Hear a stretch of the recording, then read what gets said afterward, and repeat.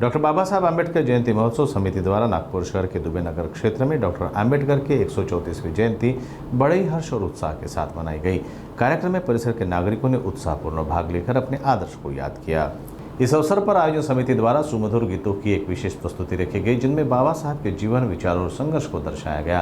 कार्यक्रम में सांस्कृतिक माहौल छा गया और लोगों ने गीतों के माध्यम से अपने श्रद्धासुमन अर्पित किए। बच्चों ने महापुरुषों की वेशभूषा धारण कर और सभी अनुयायियों ने संविधान का पठन किया। साथ ही डॉक्टर आम्बेडकर और भगवान बुद्ध की प्रतिमा पर माल्यार्पण कर दीप प्रज्वलित किया गया। इस कार्यक्रम ने उपस्थित सभी लोगों के मन में भावनात्मक और प्रेरणादायक वातावरण निर्मित किया। जो डॉक्टर बाबा साहब आम्बेडकर जी ने बताया है कि अपने दलित लोगों पर जो अत्याचार हो रहे थे उसको रोक लगना चाहिए, और अभी भी कहीं कहीं ये चीज हो रही है, उसको युवा पीढ़ी ने समझना चाहिए और ये सारी चीजें बंद होनी चाहिए।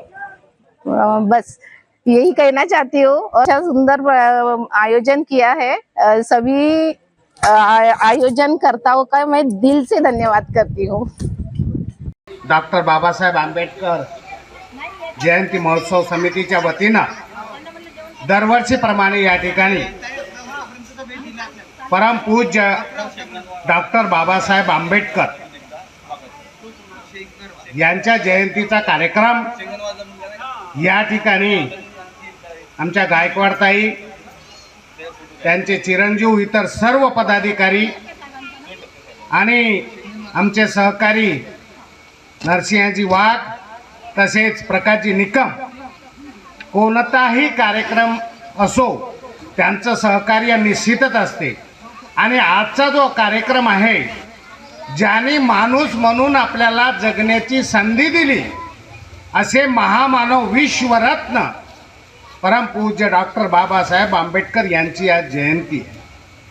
खरं तर आपण आज कुठे असतो, पण घटनाकार या भारत देशाचे हाल अपेष्टा सहन केल्या, पण आपल्याला माणूस म्हणून जगण्याची संधी देऊन आपल्याला हजारो वर्ष चालण्याचा त्यांनी मार्ग दाखविला।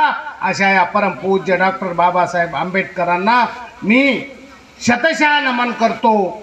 आणि आज या ठिकाणी मला बोलावलं, माझा सन्मान केला, त्याबद्दल आमच्या गायकवाडताई, इतर सर्व त्या पदाधिकाऱ्यांचे आभार व्यक्त करतो। आणि माझ्या सर्वांना आजच्या दिवशी सर्वांना मी मंगलमय अशा शुभेच्छा देतो।